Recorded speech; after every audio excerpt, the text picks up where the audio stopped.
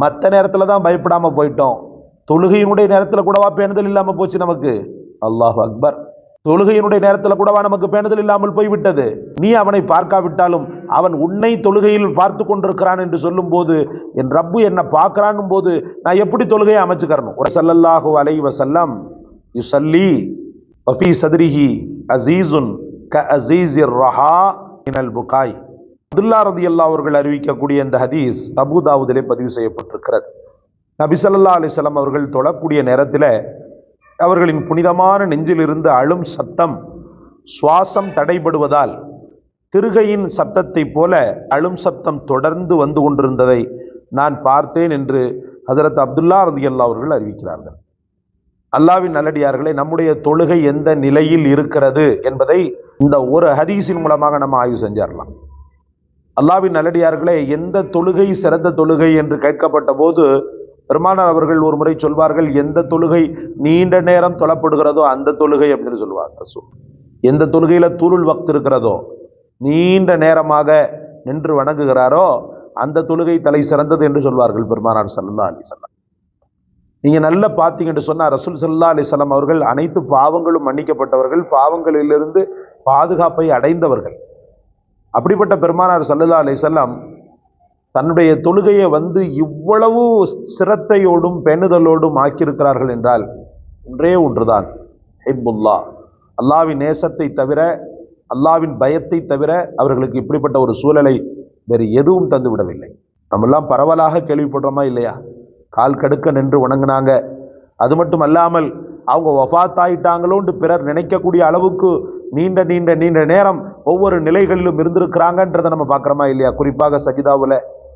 அப்போ அப்படி இருக்கையில் அந்த ரசூலுடைய உம்மத் என்று சொல்லக்கூடிய நாம் நம்முடைய தொழுகை ஏன் அவசர கதியில் ஆளாக்கி கொண்டோம் சகோதரர்களே? அது ஒரு வகையான துரோகம் தானே சகோதரர்களே? உங்களுக்கு உதாரணத்துக்கு நான் சொல்ல வேண்டும் என்றால், ஒரு அதிகாரி இடத்துல நீங்க வேலை பார்க்குறீங்க, ஒரு அதிகாரி இடத்துல நீங்க வேலை பார்க்குறீங்க, வாலிபர்களாக இருந்தீங்கன்னா படிக்கிறீங்கன்னு வச்சுக்கிறீங்களேன், ஒரு சார்ட்டையோ ஒரு டீச்சர்ட்டையோ ஒரு ப்ரொஃபஸர்கிட்ட நீங்க படிக்கிறீங்கன்னு வச்சுக்கிறீங்களேன், நீங்க வேலை செய்யக்கூடிய இடத்தில் இருக்கக்கூடிய அந்த அதிகாரியோ படிக்கக்கூடிய கல்வி ஸ்தாபனத்தின் ப்ரொஃபஸரோ ஒரு காரியத்தை நீங்க செஞ்சுக்கிட்டு இருக்கும்போது, நீங்க உதாரணமா படிச்சுக்கிட்டு இருக்கிறீங்கன்னு வச்சுக்கிறீங்க, காலேஜ் பசங்களை சொல்றேன், நீங்க படிச்சுக்கிட்டு இருக்கிறீங்கன்னு வச்சுக்கிறீங்க. அப்போ அந்த ஆசிரியர் உங்களை உற்று பார்க்கிறார். பார்க்கும்போது நீங்க என்ன பண்ணுவீங்க தெரியுமா? அந்த படிப்பை இன்னும் கொஞ்சம் சத்தம் போட்டு இன்னும் அதிகமாக சிரத்தை எடுப்பது போல படிப்பீங்க. அதே போல அதிகாரி, நீங்க யார்கிட்ட வேலை பார்க்குறீங்களோ அந்த முதலாளி உங்களை திடீர்னு என்ன செய்யறாரு, நீங்க வேலை செய்யும்போது உங்களை அப்படி விட்டு பார்க்குறார். பார்க்கும்போது நீங்க என்ன பண்ணுவீங்க? அந்த வேலையை செம்மைப்படுத்துவீங்க. அந்த வேலையை அழகாக பண்ணணும்னு நினைச்சு இன்னும் கொஞ்சம் அப்படியே இந்த நேரத்தில் பண்ணாட்டா கூட அந்த அதிகாரி பார்க்கும்போது என்ன செய்வோம்? ரொம்ப சிரத்தை எடுத்து பண்ற மாதிரி காட்டுவோம். அடே, உன்னை எப்பவுமே பார்த்துக்கிட்டு இருக்கிற ரப்புல் ஆலமீனுக்கு மற்ற நேரத்துல தான் பயப்படாம போயிட்டோம், தொழுகையினுடைய நேரத்துல கூடவா பேணுதல் இல்லாம போச்சு நமக்கு? அல்லாஹ் அக்பர். தொழுகையினுடைய நேரத்துல கூடவா நமக்கு பேணுதல் இல்லாமல் போய்விட்டது? நீ அவனை பார்க்காவிட்டாலும் அவன் உன்னை தொழுகையில் பார்த்து கொண்டிருக்கிறான் என்று சொல்லும் போது, என் ரப்பு என்ன பார்க்கிறான் போது நான் எப்படி தொழுகையை அமைச்சுக்கிறணும்? ஒரு அதிகாரி, மலத்தை சுமந்த நாளைக்கு இறந்து போகக்கூடிய ஒரு அதிகாரி என்னை பார்க்கும்போது, ஒரு மனிதன் என்னை பார்க்கும்போது என்ன நான் எப்படி பண்ணிக்கிறேன்? அப்ப படைத்தவனுக்கு முன்னாடி மட்டும் தட தட தட தட தடன்னு நான் அவசர கதியில தொழுகையை முடிக்கிறதும், பேணுதலற்ற தொழுகையை முடிக்கிறதும், சோம்பேறித்தனமான முறையில் தொழுகையை முடிக்கிறதும் எவ்வளவு பெரிய துரோகம் சகோதரர்களே!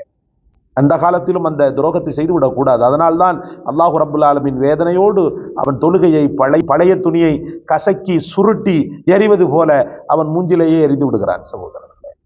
அதனால எந்த தொழுகை சிறந்தது, எந்த தொழுகை அழகாக வார்த்தைகள் உச்சரிக்கப்படுமோ அந்த தொழுகை சிறந்தது. எந்த தொழுகை சிறந்தது, எந்த தொழுகை ருக்கு சுஜூது பரிபூரணத்துவம் பெற்ற தொழுகையோ அந்த தொழுகை சிறந்தது. எந்த தொழுகை சிறந்தது, எந்த தொழுகையில் ஒவ்வொரு நிலைகளும் அழகாக செய்யப்படுகிறதோ அந்த தொழுகை சிறந்தது.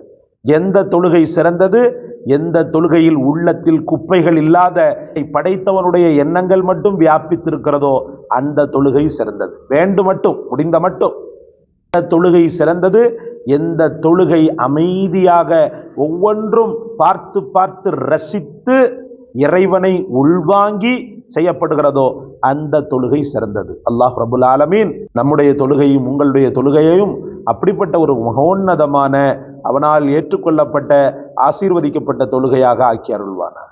அன்பு மக்களே, இது போன்ற காணொளிகள் உங்களுக்கு மட்டும் அல்லாமல் பிறருக்கும் தரப்பட வேண்டும். உங்களுடைய அன்பான அனுசரணையான கனிவான ஆதரவு இது போன்ற சேனல்களுக்கு உத்வேகத்தை ஏற்படுத்துகிறது. அல்ஹம்துலில்லாஹ். ஆனாலும் சவாபில் எல்லாரும் பரிபூரணமான சவாபை பெற வேண்டும், நீங்களும் நானும் என்பதற்காக இது போன்ற விஷயங்களை பிறருக்கும் நீங்கள் பகிர்ந்தீர்களேயானால் அவர்கள் ஒரு சின்ன மனமாற்றம் அடையும் போது உங்களுக்கும் பாவியான எனக்கும் அல்லாஹு தஆலா சவாபை தருகிறான். பிறருக்கும் பகிர்ந்து நன்மைகளை கொள்ளையடியுங்கள். அல்லாஹ் தௌஃபீக் செய்வானாக. லைக், ஷேர், சப்ஸ்கிரைப் என்ற அந்த 3 விஷயங்களையும் செய்து இந்த சேனலை மென்மேலும் வளர்ச்சி பாதைக்கு கொண்டு செல்லுங்கள். அல்லாஹ் தௌஃபீக் செய்வானாக. ஜஸாக்கல்லாஹு கைரன் வ ஆஃபியா ஃபித் தாரைன்.